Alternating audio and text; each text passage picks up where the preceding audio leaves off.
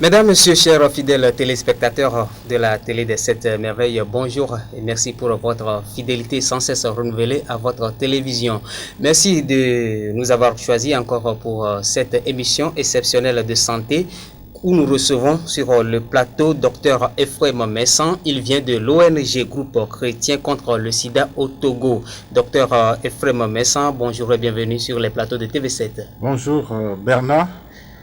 Merci beaucoup à TV7 de nous avoir accordé cette occasion de prendre la parole pour discuter d'un sujet aussi sensible qu'est le diabète.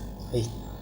Je profite de l'occasion aussi pour remercier les chers téléspectateurs et téléspectatrices qui nous suivent en ce moment, compte tenu de l'importance du sujet.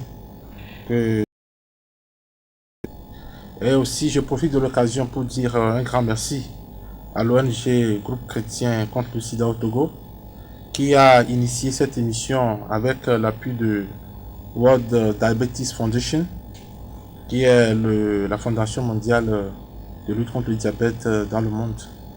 Donc, pour cette émission, nous allons essentiellement nous focaliser sur le diabète et toutes les questions qui sont liées à cette maladie. Voilà, docteur Ephrem, vous avez déjà planté le décor. Nous allons parler du diabète cet après-midi dans cette émission. Alors docteur, quelle définition peut-on donner à cette maladie, le diabète? Ok, merci beaucoup.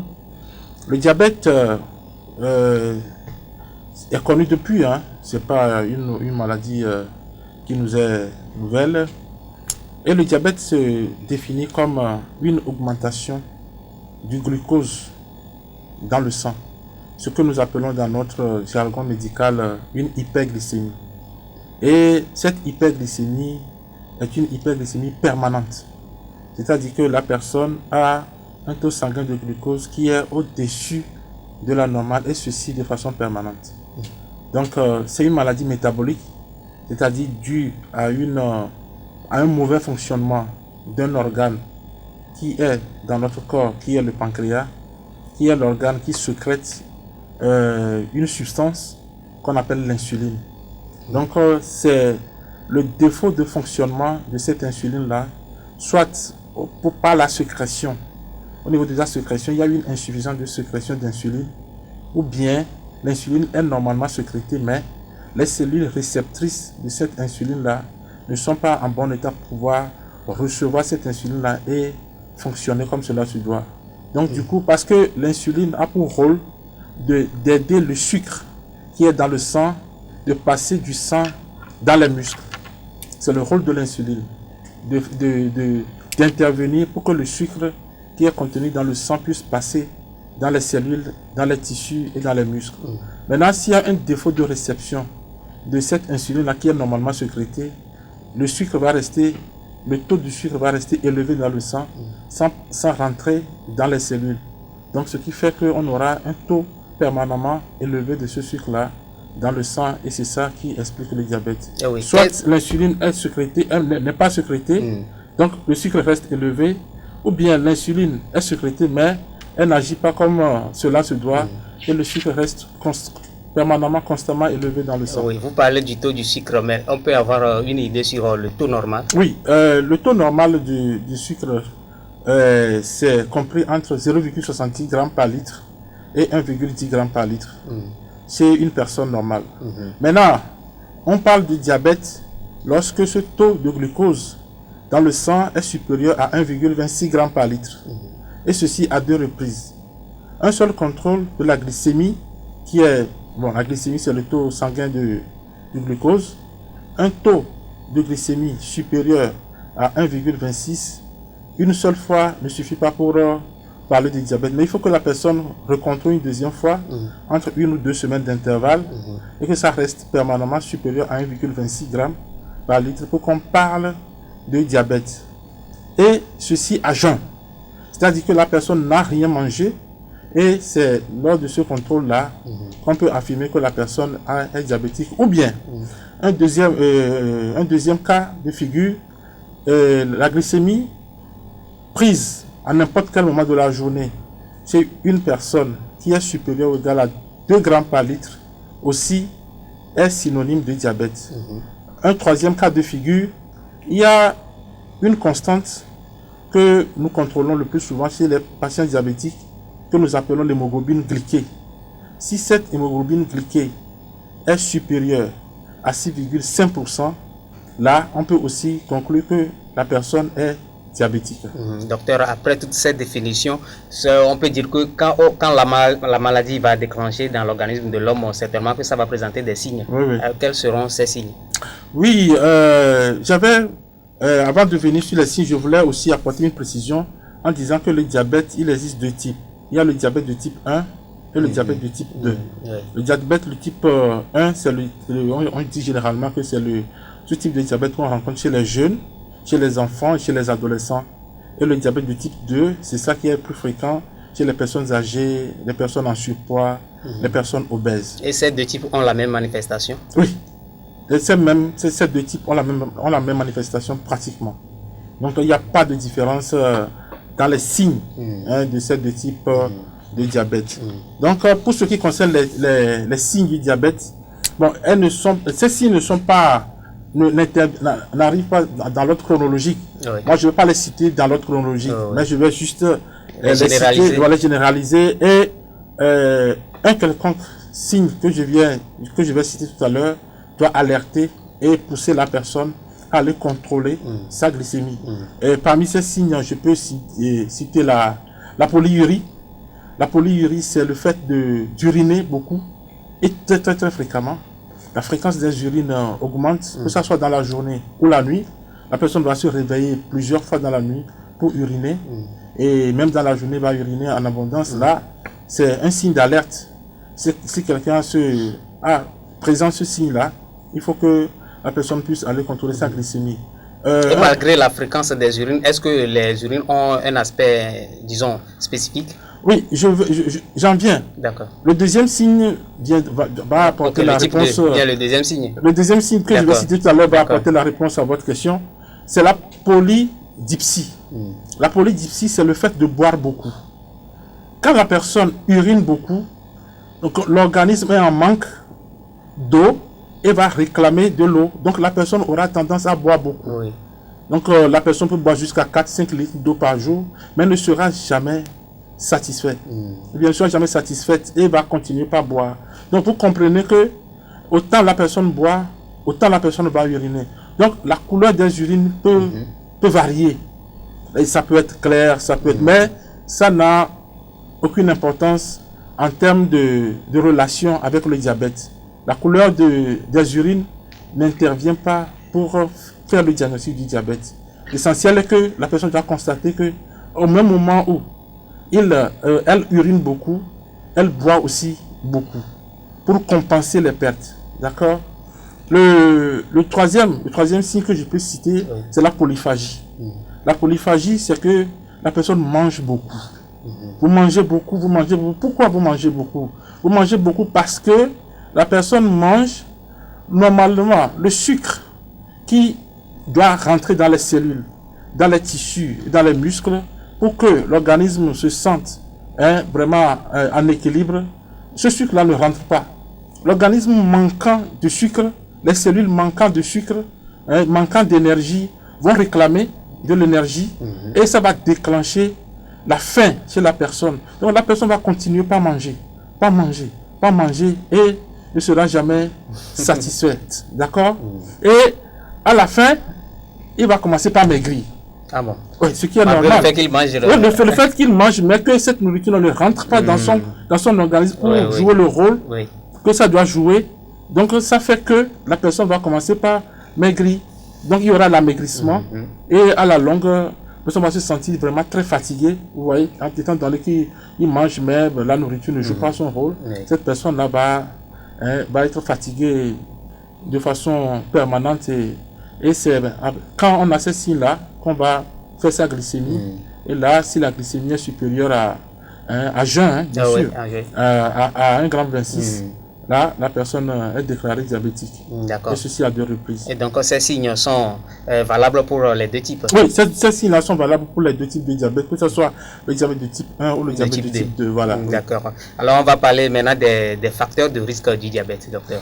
Oui, les facteurs de risque de diabète, je vais citer les plus essentiels. Il y a certaines personnes qui sont prédisposées, qui ont des prédispositions à être diabétiques. Et surtout, quand vous êtes descendant de famille ou bien de parents diabétiques. Oui. Si l'un ou les deux parents sont diabétiques, donc vous risquez, vous avez une prédisposition aussi à être diabétique. Donc du coup, les personnes qui ont des parents diabétiques doivent faire très attention. Très attention. Oui. L'autre facteur de risque que je peux citer aussi, il y a les facteurs cardiovasculaires. Parce que l'hypertension, par exemple, si nous prenons l'hypertension, les sujets qui sont hypertendus ont tendance aussi à faire le diabète. Donc, les personnes hypertendues aussi doivent faire très attention, doivent contrôler leur glycémie de façon régulière pour voir si... et aussi, l'autre facteur, ce que nous appelons les dyslipidémies. Les dyslipidémies sont des troubles, des anomalies, des graisses que nous avons dans notre organisme. Essentiellement, il y a deux types de graisses que nous appelons, il y a les triglycérides et puis le cholestérol. Donc, si vous avez un taux de triglycérides élevé, supérieur par exemple à 2 grammes par litre, ou bien vous avez un taux de cholestérol, surtout, il y a deux types de cholestérol, il y a le bon cholestérol et le mauvais cholestérol. Si vous avez un taux de bon cholestérol qui est inférieur à 0,3 grammes par litre, là aussi, vous êtes à risque de développer le diabète. Et puis, il y a ce que nous appelons le diabète gestationnel chez les femmes enceintes. La grossesse peut déclencher le diabète. C'est pour ça qu'il y a des femmes, quand elles tombent enceintes, elles font une hyperglycémie. Ces femmes-là, même après l'accouchement, des fois après l'accouchement, la glycémie se normalise. Mais ces femmes-là sont prédisposées à développer plus tard un diabète en bonne et due forme. Et les enfants sont protégés, le fœtus, disons. Oui, les fœtus sont protégés. Et ce que nous appelons, il y a aussi l'autre facteur que je vais ajouter, quand vous parlez de fœtus, il y a la macrosomie fœtale. La macrosomie fœtale, ce sont des femmes enceintes qui accouchent des bébés de gros poids. L'enfant à la naissance aura un poids qui est supérieur, par exemple, à 4 kg. Donc, ces enfants-là sont à risque. Quand on a un enfant, un fœtus à la naissance qui pèse plus de 4 kg, l'enfant est à risque de développer ce que nous appelons une hypoglycémie et une hypocalcémie. C'est des enfants, si on ne s'occupe pas de très rapidement, décèdent. Donc, comme je l'ai dit, ce sont des enfants à surveiller pour que plus tard, eux aussi, ne développent pas le diabète. Parce que nous avons des enfants aussi qui sont diabétiques. Oui. Donc, l'autre facteur de risque que je peux citer, c'est l'obésité, le surpoids. Généralement, dans nos contrées, quand on prend du poids, on est content. Non, du coup, tout va bien. Tout va bien, bon, on est à l'aise. Mais c'est un facteur de risque que nous devons vraiment surveiller. Là, et un autre facteur, c'est la sédentarité. Le fait de rester permanemment sur place. On est au bureau, on est grand patron, et puis bon, on ne bouge pas. Ça aussi, c'est un facteur de risque. Et puis l'âge. C'est les personnes qui sont âgées, supérieures à 45 ans. Là, déjà, il faut commencer par vraiment contrôler sa glycémie et surtout contrôler son alimentation. Et pour terminer, je vais ajouter le rôle de certains médicaments, qui aussi sont des médicaments pourvoyeurs de diabète. Je vais citer par exemple les corticoïdes. Les corticoïdes aussi, dont l'utilisation doit être vraiment bien gérée pour qu'on ne puisse pas déboucher sur un diabète. Voilà. Alors, docteur, nous avons parlé des facteurs de risque du diabète. Maintenant, on va évoquer les complications que cela peut entraîner. Oui. Bon, les complications du diabète, je vais les classer en deux volets. Le premier volet va concerner les complications aiguës. Les complications aiguës, ce sont les complications qui surviennent très très rapidement chez les personnes, chez les diabétiques, qui, bon, d'une manière ou d'une autre, n'arrivent pas à bien équilibrer leur glycémie. Parce que c'est très important quand un diabétique qui se laisse aller développe ce que nous appelons des complications aiguës plus rapidement. Les complications à long terme que nous appelons, qui constituent le deuxième volet, constituent les complications dégénératives. Je vais en parler. Les complications, si nous voulons parler par exemple des complications aiguës, je peux citer le coma hypoglycémique. Les complications aiguës sont beaucoup plus marquées par des situations de coma. C'est-à-dire les diabétiques vont développer des états comateux liés à une hypoglycémie, c'est-à-dire que le taux de glucose dans le sang va chuter de façon brutale. Et ça arrive le plus souvent chez les patients qui sont sous insuline. Parce que vous avez fait une dose importante d'insuline et votre glycémie va descendre jusqu'en bas de 0,50 grammes par litre. Et arrivé à ce taux, vous risquez de tomber dans les pommes, vous faites un coma hypoglycémique. Et là, c'est une urgence. Et en dehors du coma hypoglycémique, il y a d'autres types de comas qui surviennent, ce que nous appelons le coma acidocétosique, le coma hyperosmolaire et le coma par acidose lactique. Ce sont des situations aiguës qui surviennent et que, bon, tous les agents de santé savent comment gérer ces situations-là. Maintenant, pour ce qui concerne les complications dégénératives, ce sont des complications qui surviennent à long terme. Et parmi ces complications, ces complications le plus souvent sont liées à des atteintes vasculaires, les vaisseaux et les nerfs, qui sont atteints, et c'est ça qui entraîne les complications dégénératives.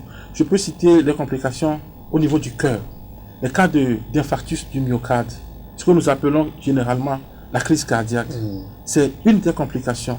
Ça, c'est dû à une atteinte d'un vaisseau au niveau du cœur que nous appelons le coronaire. Et ce vaisseau-là, c'est le vaisseau qui irrigue, qui nourrit le cœur. Si ce vaisseau-là est atteint, c'est ça qui donne l'infarctus du myocarde. Et si on ne s'occupe pas vite de vous, vous allez trépasser. Et les cas d'ABC, les accidents vasculaires cérébraux, là, vous en connaissez pas mal. Le diabète aussi peut être à l'origine des ABC. À l'origine des ABC, bien sûr. Le diabète. Il y a les atteintes des membres inférieurs, ce que nous appelons les athéropathies des membres inférieurs. Parce qu'il va y avoir une atteinte des petits vaisseaux qui vascularisent nos membres inférieurs, et la personne va perdre la sensibilité. Il y aura une mauvaise circulation, et même c'est ça même qui fait que des fois, quand les diabétiques ont des plaies aux pieds, vous allez voir que ces plaies ne cicatrisent pas, vite. Et des fois, ça peut aboutir même jusqu'à l'amputation suite à des gangrènes qui vont survenir parce que la plaie n'est pas bien irriguée, n'est pas bien vascularisée pour que la cicatrisation se fasse comme cela du doigt. Il y a les atteintes oculaires, il y a les atteintes des petits vaisseaux au niveau des yeux qui peut conduire même jusqu'à la cécité. Vous voyez? Donc, il y a les atteintes rénales qui peuvent conduire à l'insuffisance rénale. Vous avez pas mal de cas de diabétiques qui sont en insuffisance rénale, qui sont dans nos services d'hémodialyse. Vous allez voir que la plupart de ces patients-là sont des diabétiques, pas atteintes rénales. Il y a les troubles sexuels aussi qui peuvent arriver. Ce sont des complications qui surviennent. Chez l'homme, ça peut entraîner une faiblesse sexuelle, aller jusqu'à l'impuissance. Et chez la femme, ça peut déclencher l'infertilité.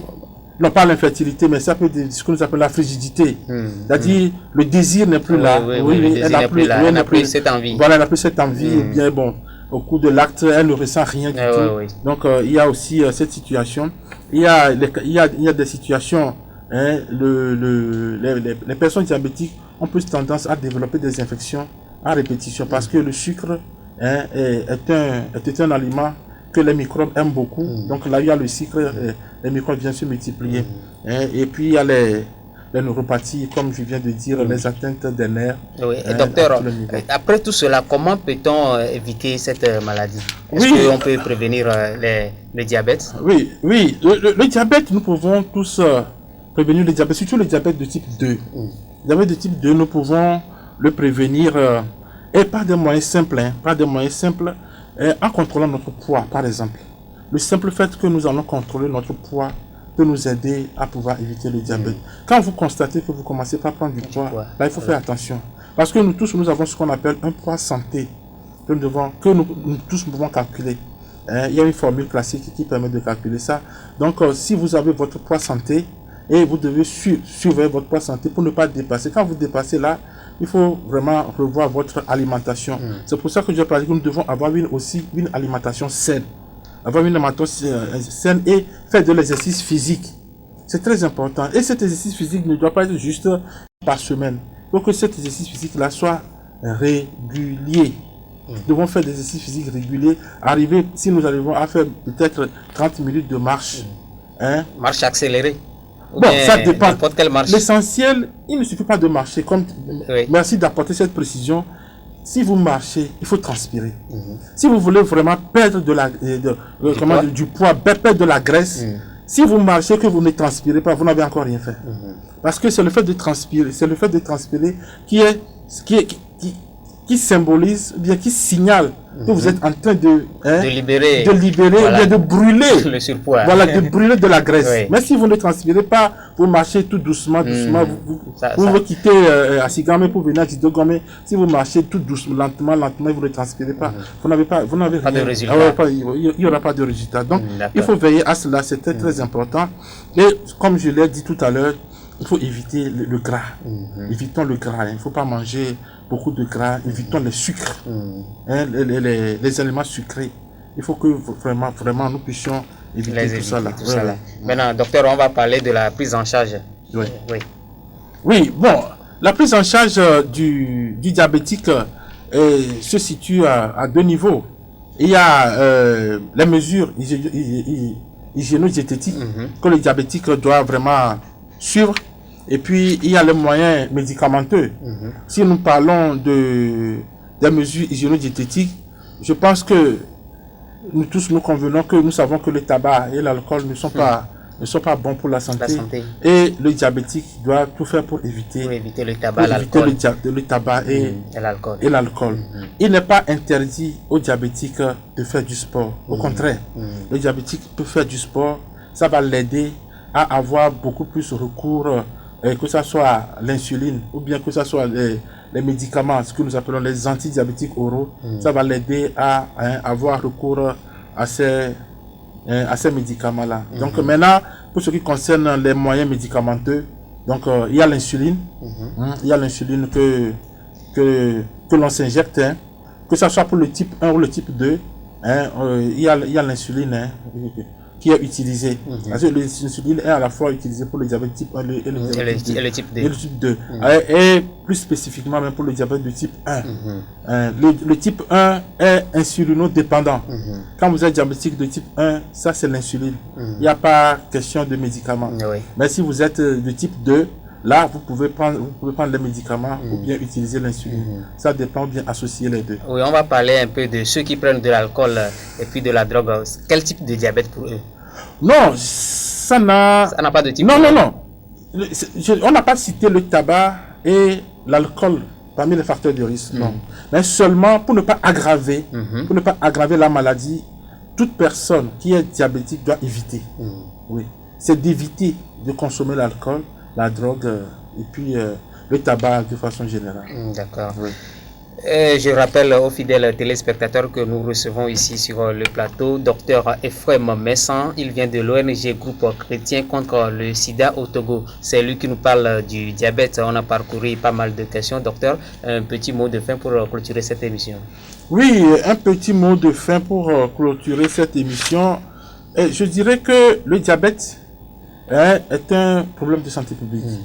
Problème de santé publique et les chiffres que l'OMS donne sur les personnes qui ont le diabète est un chiffre vraiment très alarmant. Et l'OMS dit que en 1995, le nombre de diabétiques dans le monde était de 135 millions. Et en 2025, on aura 350 millions. 2025. En 2025. Dans 5 ans, pratiquement. Oui, 350 millions. Et 76%, et 76% de ces diabétiques-là seront en Afrique. 76%. Parce que le mode de vie en Afrique a beaucoup changé. L'Afrique est tellement exposée à cette maladie.